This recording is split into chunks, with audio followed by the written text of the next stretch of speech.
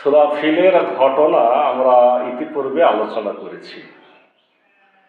সূরা ফিলের যে ঘটনা আমরা আলোচনা করেছি, এই ঘটনাটাকে বলা হয় আর হাসাত বা ভূমিকা। আমাদের রাসূল হযরত মুহাম্মদ সাল্লাল্লাহু আলাইহি সাল্লাম যে শেষ রাসূল হিসেবে আসবেন, যে জমিনের উপরে আসবেন, এই জায়গাটা প্রস্তুত করার একটা আলামত ছিল ফিলের ঘটনা। কারণ সূরা ফিলের ঘটনা ঘটেছে আমার রাসূল সাল্লাল্লাহু আলাইহি ওয়াসাল্লামের জন্মের 50 দিন আগে।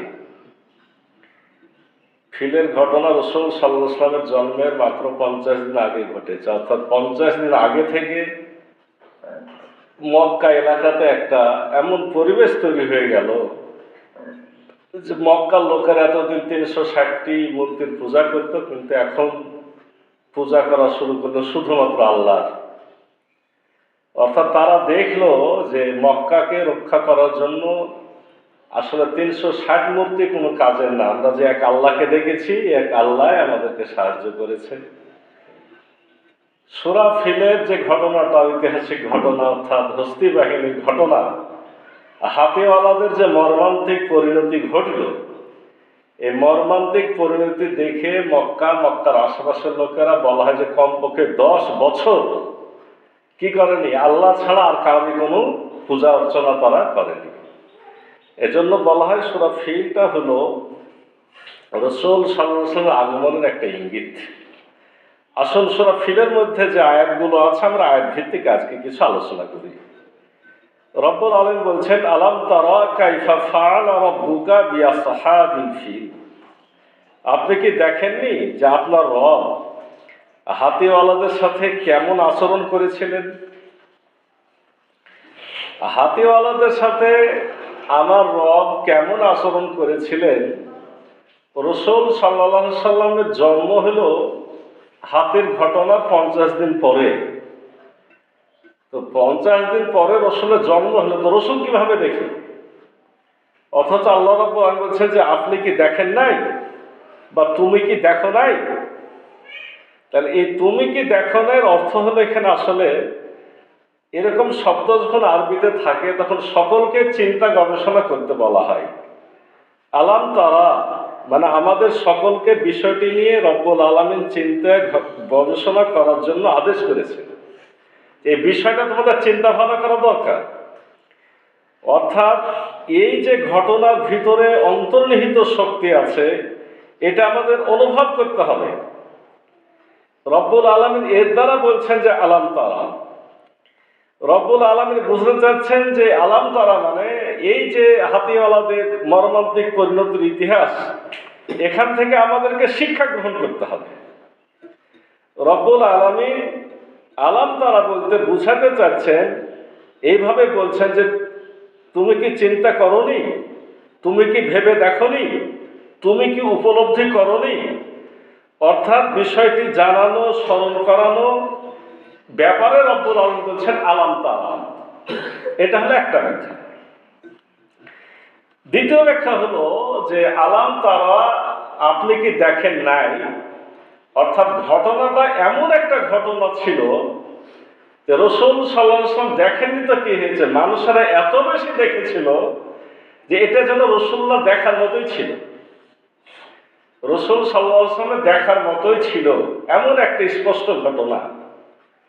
এবং বলা হয় যে মায়েশা রাদিয়াল্লাহু আনহা বলছেন যে আমরা হাতিওয়ালাদের সাথে যে 60,000 বাহিনী মারা গেছে, তারা তো মারাই গেছে, কিন্তু তাদের মাহুত ছিল, তাদের তো দোষ ছিল না। এমন দুজন মাহুতকে আমরা দেখেছি, তারা মরেনি কিন্তু অন্ধ বিকলাঙ্গ হয়ে গেছিল। তারা রাস্তার ধারে ধারে মক্কার ঘরে ঘরে ভিক্ষা করে বেড়াত।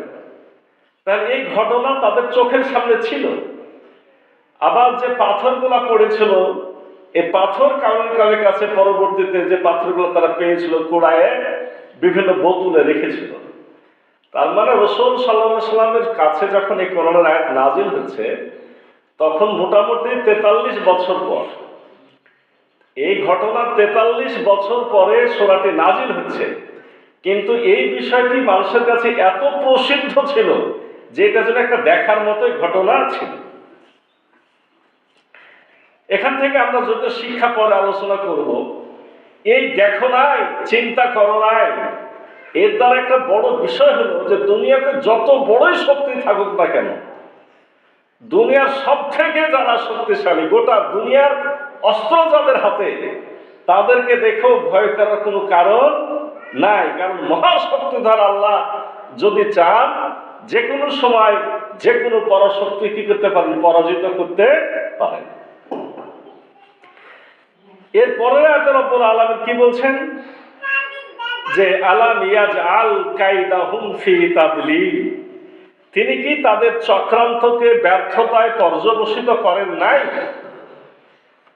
আচ্ছা, ওরা তো এসেছিল মক্কা ঘর, কাবা ঘরকে ধ্বংস করতে, তাহলে রব্বুল আলামিন কেন এই কথা বলছেন যে তাদের চক্রান্ত? তিনি কি তাদের চক্রান্ত ব্যর্থ করেন নাই? চক্রান্ত কেন আল্লাহ বললেন? আল্লাহ তো বলতে পারতেন যে তারা এসেছিল কাবা ঘর ধ্বংস করতে, তিনি কি শত্রুদেরকে ধ্বংস করেন নাই?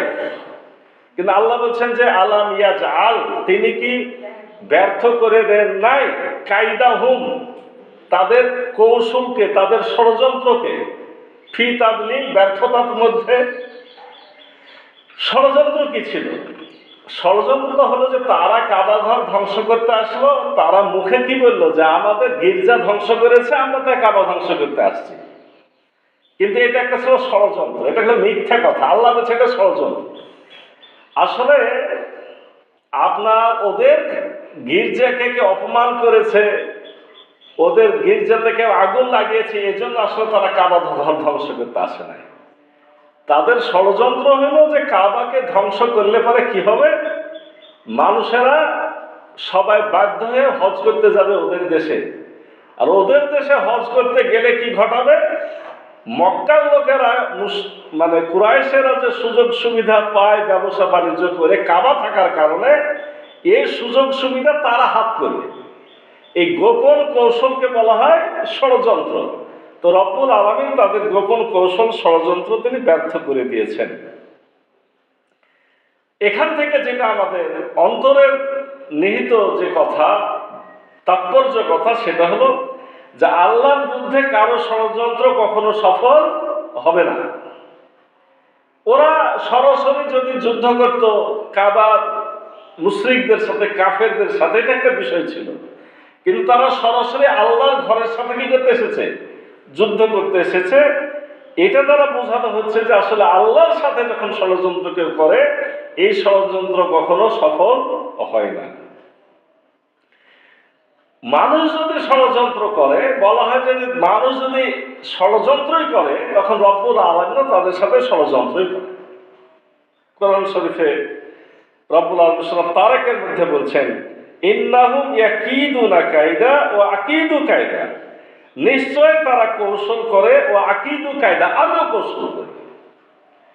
তাহলে আল্লাহ হলেন সর্বোত্তম কৌশল অবলম্বনকারী। কেউ যদি আল্লাহর বিরুদ্ধে কৌশল করে আর আল্লাহ তার বিরুদ্ধে কৌশল করে, কার কৌশল জিতবে? আল্লাহর কৌশল জিতবে। এটা তো একবার স্বাভাবিক কথা। এজন্য রব্বুল আলামিন দ্বিতীয় আয়াতে কি বললেন, আলাম ইয়াজআল কাইদাহুম ফি তাদলিল, তিনি কি তাদের চক্রান্ত ব্যর্থতায় পর্যবেসিত করেননি? মানে করেছেন আর কি। ওয়া আরসালা আলাইহিম তায়রান আবাবিল, তিনি পাঠিয়েছেন তাদের উপরে কি, ঝাঁকে ঝাঁকে পাখি। আমাদের সমাজে একটা ভুল ধারণা আছে যে তাইরান আবাবিল মানে আবাবিল পাখি, তয়রুন মানে পাখি, আর আবাবিল মানে ভাবে যে আবাবিল না, আবাবিল মানে হচ্ছে ঝাঁকে ঝাঁকে। অর্থাৎ রব্বুল আলামিন তাদের উপর পাঠিয়েছিলেন ঝাঁকে ঝাঁকে পাখি। আবাবিল নামের কোনো পাখি না। আবাবিল মানে একেবারে দলে দলে ঝাঁকে ঝাঁকে যে পাখির দল আসে, এটাকে ঝাঁককে বলা হয় আবাবিল। তো রব্বুল আলামিন তাদের উপর পাঠিয়েছিলেন কি, আর সালা, তিনি প্রেরণ করেছেন আলাইহিম, তাদের উপরে, মানে ওই যে হাতিওয়ালাদের উপরে, তয়রন পাখি, আবাবিল ঝাঁকে ঝাঁকে। তয়রুন মানে উড়োজাহাজও হয়। এখনকার যুগে যদি কেউ এটার অর্থ করে তয়রান আবাবিল মানে ঝাঁকে ঝাঁকে জঙ্গি বিমান, তাও হবে। কেন ওটা আসলে পাখি ছিল না কি ছিল, তারা আরবি শব্দ তয়রান মানে যেটা উড়ে বেড়ায়, ঠিক আছে না? তো আচ্ছা, আমরা পাখি ধরে নিলাম যে ঝাঁকে ঝাঁকে, কিন্তু কেউ যদি বলে যে ঝাঁকে ঝাঁকে জঙ্গি বিমান আক্রমণ করেছিল তাদের উপরে, এটা কি হবে না? ভুল হবে না, ঘটনা তো তাই ঘটেছে। তো রব্বুল আলামিন তাদের উপর পাঠিয়েছিলেন কি? ঝাঁকে ঝাঁকে পাখি। এখান থেকে আপনার ভিতরের যে ভাব, আমরা তো জানি পাখি আসলো, ঠোঁটে মুখে পায়ে পাথর ফেললো, তারা মারা গেল, ঘটনা আমরা শুনেছি। এখান থেকে একটা বিষয় জানতে হবে যে রব্বুল আলামিনের বাহিনী, রব্বুল আলামিনের অগণিত বাহিনী আছে, প্রকাশ্য আছে, গোপনও আছে। রব্বুল আলামিনের বাহিনী মশা, মাছি, পাখি, জীবাণু সব আল্লাহর কি বাহিনী। আল্লাহ যেমন এদেরকে পাখি দিয়ে মেরেছে, এর আগে মশা দিয়ে মারেনি নমরুদের বাহিনীকে। তো রব্বুল আলামিন যখন ধ্বংস করতে চাপে, তার বাহিনী কেমন হবে এটা আমাদের চিন্তা করার কোনো কারণ নাই। আমাদের রাজশাহীতে এই আপনার অধ্যাপক আব্দুল সামাদ একজন ওয়ার্ড কাউন্সিলর ছিল আর কি, জামাতের ওয়ার্ড কাউন্সিলর। তো এই লোকটাকে আপনার ধরে নিয়ে গেছে, থানাতে ধরে নিয়ে গেছে। ধরে নিয়ে যে বলছে যে আপনি কি করেন? আমি কলেজের টিচার। আপনি কলেজের শিক্ষক হয়ে এরকম মিছিল করে বেড়ান? উনি বলছে এটা আমার গণতান্ত্রিক অধিকার, আমি করতেই পারি। আপনারা এই মিছিল দিয়ে গিয়ে সরকারকে উৎখাত করতে পারবেন? আপনারা আবাবিল নিয়ে আসেন, আবাবিল। এই কথাটা এটা আপনারা অনেকে জানেন না। এই সরকার পতনের আগে একটা ইয়ার্কি হয়ে গেছিল যে আপনারা যদি আবাবিল আনতে পারেন তাহলে কি হবে? আবাবিল যদি আনতে পারেন তাহলে কি সরকারের পতন ঘটাতে পারবে? আর ওদের ধারণা এখন তো নবী নাই রসুল, এখন কি আর না কাবা ঘর ধ্বংসের ব্যাপার আছে যে আল্লাহ আবাবিল পাঠাবে? আল্লাহ আবাবিল পাঠালো না, যাদেরকে কেউ গণলো না, ছেলে পেলেকে দিয়ে কি করলো আল্লাহ তাদেরকে। এই বিষয়গুলো কিন্তু বুঝে নিতে হবে। রব্বুল আলামিনের বাহিনী গোপনে প্রকাশ্যে কোথায় কিভাবে লুকায় আছে, আল্লাহর বাহিনী সব জায়গাতে বিরাজিত আছে। আল্লাহ মনে করলে এখনই আমরাকে মুহূর্তের মধ্যে কি করে দিতে পারেন? ধ্বংস। সেটা মশা হোক, মাছি হোক, ব্যাং হোক, শুকুন হোক, উকুন হোক। বনী ইসরাঈলদেরকে উকুন দিয়েও অত্যাচার করা হয়েছে, তাদের উপর আযাব হিসেবে এসেছে। আল্লাহ সব করতে পারেন, কিচ্ছু লাগবে না, আল্লাহ খালি ইশারাটাই যথেষ্ট। এখান থেকে এই বিষয়গুলো আমাদের বুঝে নিতে হবে। রব্বুল আলামিন ছোট বাহিনী দিয়ে বড় বাহিনীর পরাজয় কেন ঘটান? যারা ভয়ঙ্কর হয়ে যায়, যারা নিজেকে অনেক বেশি গর্বিত অহংকারী যখন মনে করে যে আমার অনেক পাওয়ার হয়ে যায়, তখন তাদের সমান শক্তি আল্লাহ ইচ্ছে করে পাঠান না। কেন পাঠান না? যে যারা যত বেশি অহংকার করেছে, ছোট্ট বাহিনী দিয়ে তার পরাজয় করে তারকে যাতে কি করা হয়? বেইজ্জতি করা। আবু জেহেলকে মেরেছে ছোট ছোট দুটা বাচ্চাকে, আবু জেহেলকে মেরেছে ছোট ছোট দুটা শিশু বাচ্চাকে। ও ছিল ওই বাহিনীর প্রধান, মক্কার বাহিনীর প্রধান। তো রব্বুল আলামিন বেইজ্জত করার জন্য কাজগুলো করেন, যে বড় বড় শক্তি দরকার নাই। দেখো তুমি যে এত বড় বড় মাতাব্বরি করো, তোমাকে ধ্বংস করার জন্য ছোট ছোট বাহিনী, অল্প বয়সের ছোট ছোট শিশু বাচ্চা কি যথেষ্ট। আবু জেহেলের ঘটনাটা ছিল যে আপনার দুইজন শিশু, মুআজ আর মুআব্বাজ, দুটো নাম বলা হয়। এরা মদিনার দুটো ছোট ছেলে, এরাকে যুদ্ধে যাওয়ার অনুমতি হচ্ছিল না। তো একজন অনুমতি কোন রকম গুল্লে টুল্লে চাড়ে নিয়েছে। রসুল দেখেছেন, দেখে বলছে আচ্ছা এত আগ্রহ ছাড়বে। তো ওর ছোট ভাই বলছে ইয়া রাসূলুল্লাহ, ও অনুমতি পেলে আমিও পাবো। তো কেন, কি হয়েছে? আমি যে ওকে কুস্তিতে হারাতে পারি।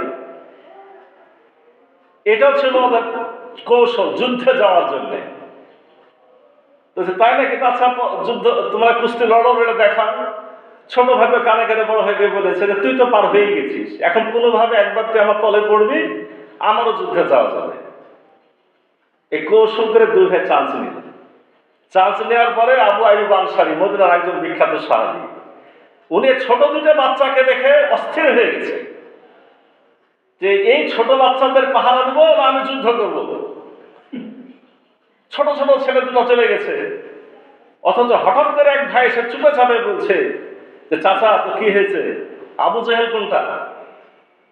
আবু জেহেল কোনটা মানে তুমি আবু জেহেলকে দিয়ে কি করবে? আমরা শুনেছি আমাদের রসুল মোহাম্মদ সাল্লাল্লাহু আলাইহি ওয়াসাল্লামকে খুব কষ্ট দিয়েছে আবু জেহেল, তুমি কি করবে? আমি তাকে হত্যা করবো। চোর ভাব দেখে মনে হচ্ছে না ছোট ছেলে, সাহস পাইলেন, যে তো সাহসী ছেলে, ও যেমন সরেছে ছোট ভাই আরেক দিক থেকে মানে দুজনের টার্গেট যে আমি মারব। ছোট ভাই সে বলছে চাচা তো কি হলো, আবু জেহেল কোনটা? তুমি আবু জেহেল কি করবে?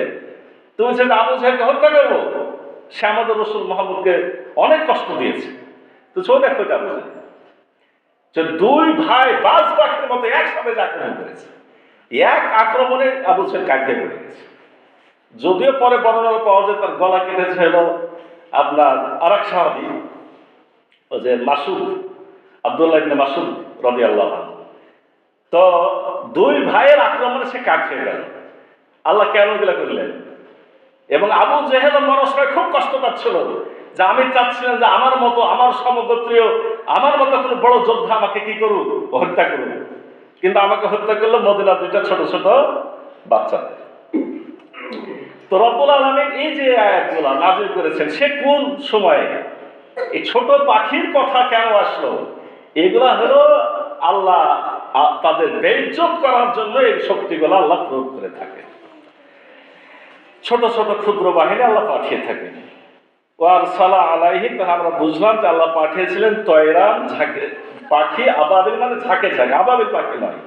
তার মিহিম বিহিজারাতিন মিন সিজ্জিল, তারা নিক্ষেপ করেছিল তাদের উপরে বিহিজারা কঙ্কর সহ, মিন সিজ্জিল পোড়ামাটির পাথর। তো পোড়ামাটির পাথরের আলোচনা তো আমরা করেছি।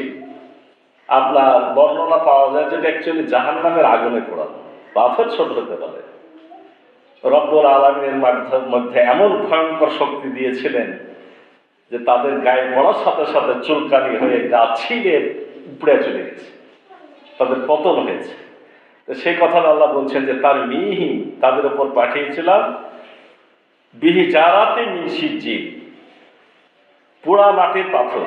এবং এরকম বর্ণনা পাওয়া গেছে যে সিজ্জিল অর্থ হলো চিহ্নিত, কোন পাথর কার উপরে পড়বে সে ধ্বংস হবে। আমরা যদি এটা মনে করি যে পাখি ছিল মাত্র 20,000, তাও হবে, কারণ এক এক পাখির কাছে ছিল 3টা পাথর, 2 পায়ে 2টা, মুখে 1টা। ওরা ছিল 60,000, তাহলে পাখি দরকার কয়টা? পাথর দরকার 60,000। একজনের মুখে 3টে, তার মানে পাখি দরকার ছিল 20,000।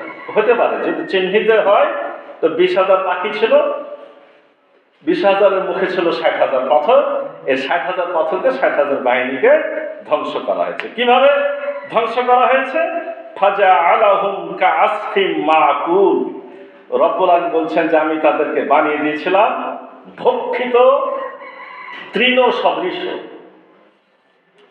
ভক্ষিত তৃণ সদৃশ্য মানে হলো, আমরা যে অনেক পশু জাবর কাটে না, খাবার একবার খেয়ে ফেলে, ওরা কিন্তু গিলে নেয়, অবসর সময় মুখে আবার নিয়ে আসে, মুখে নিয়ে এসে তখন দাঁতের ফাঁকে দিয়ে সারা ঘসর ঘসর করে কাটে। ওই অনেক সময় দেখবেন যে তার 2টা একটা অংশ কি হয় বলে আপনার এই পড়ে থাকে, আমরা ওটা কি পাই, দেখতে পাই। একেবারে মানে ওকে মুখ দিয়ে চাবায় চাবায় চাবায় ঘুষি বানায়, তারপরে অ্যাকচুয়ালি সে গলৎকরণ করে। কোনো কোনো সময় আমরা দেখতে পাই মুখের ফেনার সাথে বের হয়ে আসে। তো এটাকে বলা হয়েছে যে কাজকে মাকুল, মানে খাওয়ার ভক্ষিত তৃণ বা ঘাস পাতা লতার মতো। অর্থাৎ তাদেরকে এমন পরাজয়, এমন পরিণতি বহন করতে হয়েছিল যেটা আর কেউ কল্পনা করতে পারেনি বা কোনো সময় তারা চিন্তা করেনি। আমরা এখান থেকে যেটা বুঝতে পারি, 2টা বিষয়ের অন্তর্নিহিত ভাব আমরা নিতে পারি। 1 নম্বর ভাব হলো যে আসলে শক্তিমত্তা, আমার সাহস, আমার বাহাদুরি এগুলো বলে কিছু নয়। আমরা সবাই আল্লাহর দয়াতে বেঁচে আছি, আর আল্লাহ হলেন মহান, আমরা হলেন সবাই কি একেবারে দুর্বল। আমরাকে রব্বুল আলামিন যখন চাবেন, যেখানে চাবেন সেখানেই আমাকে আপনাকে কি করতে পারেন, গ্রেপ্তার করতে পারেন, শেষ করে দিতে পারেন। এখানে যে শব্দটা কাইফা, কাইফা ফাআলা, কাইফা ফাআলা রব্বুকা বিআসহাবিল ফিল, কাইফা মানে কিভাবে, এর বিস্তারিত বর্ণনা যদি আমরা করতে চাই তাহলে এই শব্দটারই অনেক অর্থ। মানে রব্বুল আলামিন কি করে দিলেন, তাদের অবস্থাটা কোথায় নিয়ে যে ফেললেন। আলাম তারা কাইফা ফাআলা, আপনি কি দেখেন নাই আপনার রব কেমন আচরণ করেছিলেন হস্তি বাহিনীর সাথে। এই এক কাইফা দিয়ে চিন্তা করলে অনেক কিছু পাওয়া যাবে। এমন ভাবে তাদের ধ্বংস করেছিলেন যে তারা দ্বিতীয়বার, একটা বাহিনী, বড় বাহিনী ধ্বংস হলে কি হয়, সে কিন্তু চলে যায়, চলে যাওয়ার পর আবার পরিকল্পনা করে আর একটা বাহিনী পাঠায়, তাই কি না?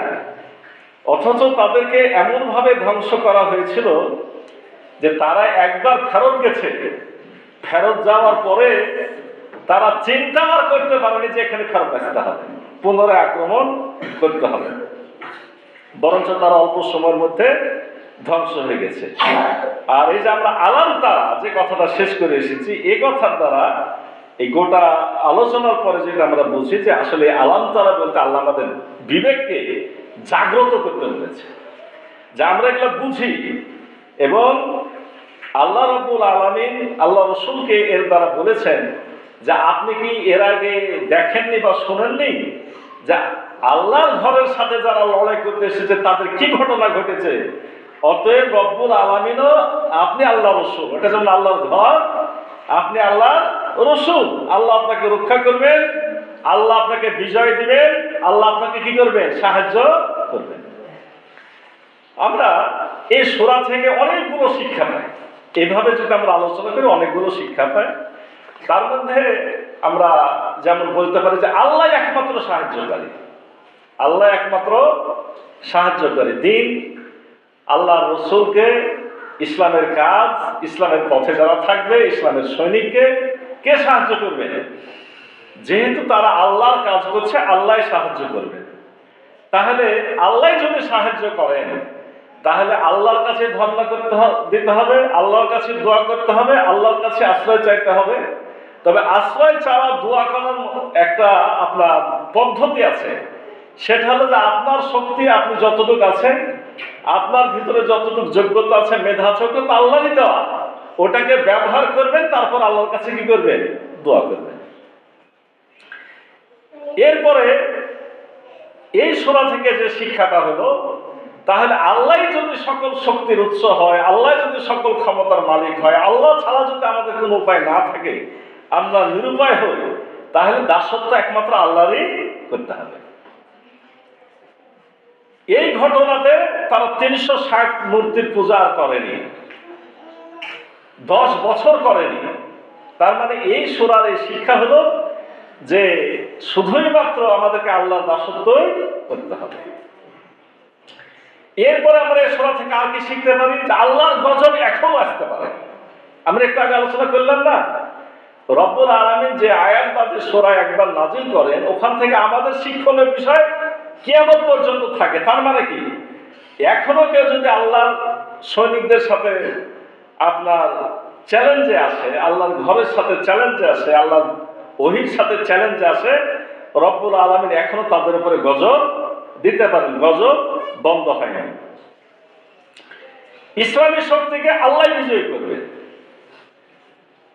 মুসলমানরা তাদের পদ্ধতি অনুযায়ী কাজ করে যাবে। আল্লাহ যখন মনে করবে যে এখন আমার সময় হয়েছে, তাদেরকে পছন্দ হয়েছে বা তাদেরকে বিজয় দেওয়া দরকার, তখন কে বিজয় দিবে? আল্লাহ বিজয় দিবে, যদি সকল নিয়ম পদ্ধতি রব্বুল আলামিন সন্তুষ্ট হয়ে যায়, পছন্দ করে। এই আয়াতগুলো থেকে সূরাটি নাযিল হয়েছে মোটামুটি 42-43 বছর পরে। এটা দিয়ে কুরাইশদেরকে দাওয়াত দেওয়া হয়েছিল যে হে কুরাইশ, তোমাদের কাবা ঘর 42-43 বছর আগে কে রক্ষা করেছিল? যখন তোমরা ব্যর্থ হয়েছিলে, যখন তোমরা আল্লাহর ঘর রক্ষা করতে পারো, তখন তোমাদের কে সাহায্য করেছিল? তোমাদের শত্রুকে কে পরাজিত করেছিল? যদি আল্লাহ করে থাকে তাহলে তোমাদের উচিত এখন ইসলামকে মেনে নেওয়া। ঠিক একইভাবে আমরা আমাদের জীবনের সাথে এগুলো মেলাতে পারি যে আমরা মাঝে মধ্যে আল্লাহর সাহায্য পাই, আল্লাহর সাহায্য পেয়ে আনন্দ করি না, আনন্দ করে শেষ করা যাবে না, বরঞ্চ আল্লাহর সাহায্য যদি একবার চলে আসে ওটা দেখার পরে আমাদের ইবাদত আমল কি করতে হবে, আরো বাড়ায় দিতে হবে, আরো বৃদ্ধি করতে হবে। আল্লাহর ঘরের ধ্বংসকারীদের যেভাবে ধ্বংস করা হয়েছিল, রব্বুল আলামিন যে কোনো মুহূর্তে আল্লাহর দ্বীনের বিরোধিতাকারীদের সেইভাবে ধ্বংস করতে পারেন। এই শিক্ষাগুলা এখান থেকে নিতে হবে। দ্বীন, রসুল এবং দ্বীনের অনুসারীদের হেফাজতের কুদরত ক্ষমতা এখনো আল্লাহর আছে। কাবা ঘরের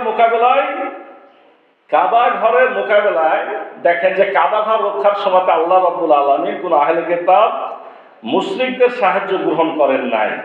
এটা একটা গুরুত্বপূর্ণ বিষয়। তো রব্বুল আলামিন যদি তাদেরকেও যুদ্ধের মাঠে নিয়ে আসতেন, তাহলে এমন একটা ঘটনা হতো যে আল্লাহর ঘরের জন্য আপনার কাফের মুশরিকদেরও সাহায্য আল্লাহ নিয়েছেন।